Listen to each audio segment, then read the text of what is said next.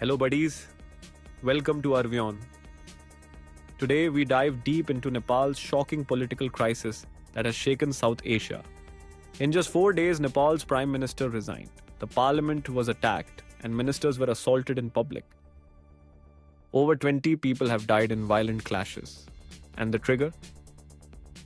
A ban on 26 social media apps. But behind this ban lies decades of corruption, economic struggles, and failed leadership. So let's break it down.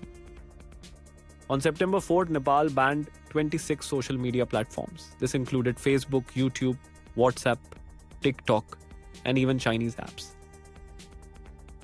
The official reason was non-compliance with local regulations. The government said these companies refused to set up local offices for grievance redressal, but the timing was suspicious. It came when public anger against corruption was already boiling. Within hours, thousands of students hit the streets. They called it the Jhansi protest. Demonstrators clashed with police in Kathmandu and other major cities. VPN downloads skyrocketed as youth bypassed the bans. Instead of silencing the public, the ban made the protest bigger. It became a symbol of government arrogance. Police responded with tear gas and rubber bullets. Protesters fought back with stones and sticks. Ministers were dragged out of their cars and beaten. The finance minister himself was assaulted in broad daylight. The parliament building was stormed, its gates damaged. The world watched as Nepal's democracy trembled. Within 4 days, KP Sharma Oli resigned. He was under massive pressure from both the streets and political rivals.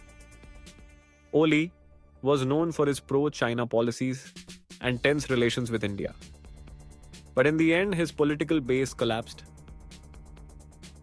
His exit has created a power vacuum. Nepal's stability is now hanging by a thread. Why are people so angry? Because the economy is collapsing. Nepal's population is about 3 crores, but its per capita GDP is only around $1,400 per year. Compare that with Bangladesh at $2,600 or India at nearly $2,800. Nepal is lagging far behind.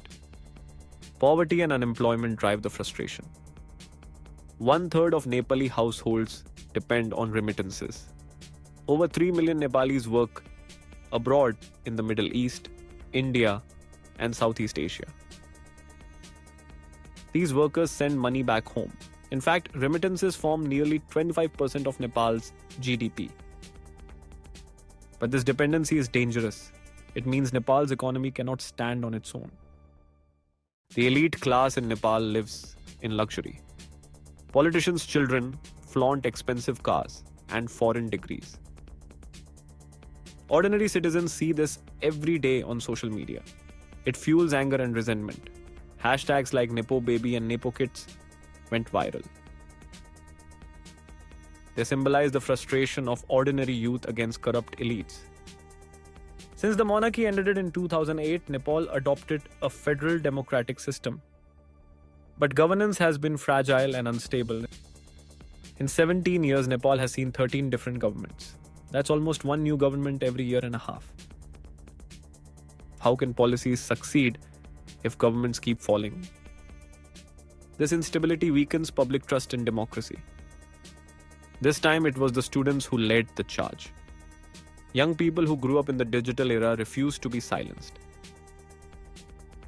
They used VPNs to spread videos, mobilize crowds, and document police brutality. Ironically, the social media ban backfired. Instead of stopping dissent, it became the protest's rallying cry. Social media was the government's enemy, but the people's weapon. Nepal is not isolated. It sits between two giants, India and China. Oli's tilt toward China raised red flags in New Delhi. Infrastructure deals with Beijing deepened Chinese influence. But the Nepali people remain culturally and historically close to India. Millions study and work in India every year. This crisis could reshape the balance of power in the region. For India, Nepal is more than just a neighbor. It is a partner with open borders and shared heritage. The Gorkha regiment in the Indian Army is a symbol of this bond. Nepalese soldiers have fought bravely alongside Indians for decades. Any instability in Nepal affects India directly. Refugee flows, economic shocks, and Chinese influence are real risks. China has been expanding its footprint in Nepal. Through infrastructure projects and political support, Beijing has gained leverage. Oli's government signed Belt and Road deals with China. This worried India and the West alike. With Oli gone, China's position could weaken. But Beijing will not stay silent, it will push back hard. Some analysts suspect foreign hands in the protests, but the truth is, the anger is genuine and local. People are tired of corruption, unemployment, and hypocrisy. No foreign power can manufacture that much frustration. At the same time, the US and India watch closely. They know instability in Nepal has ripple effects across the region. So, what happens next? There are three possible scenarios. First, a new government is formed with fresh elections. Second, prolonged instability and weak coalitions continue. Third, a return to monarchy is demanded by frustrated citizens. Already, some groups are calling for a king to restore order. This shows just how fragile democracy in Nepal really is. Nepal's story is a warning to all democracies. If leaders exploit power, people will rise up. No ban, no censorship, and no propaganda can silence public anger forever, especially in the digital age where information flows freely. For India, the lesson is to remain vigilant. We must never take democracy or stability for granted. Look at Sri Lanka in 2022. Economic mismanagement brought millions into the streets. The president fled, and chaos reigned for weeks. Nepal is walking the same dangerous path. But unlike Sri Lanka, Nepal's political system is even weaker. That makes its recovery harder and more uncertain. The protests in Nepal are not just about apps, they are about dignity, fairness, and survival. A poor nation with rich politicians will always face revolt. And unless leaders change course, this will not be the last uprising.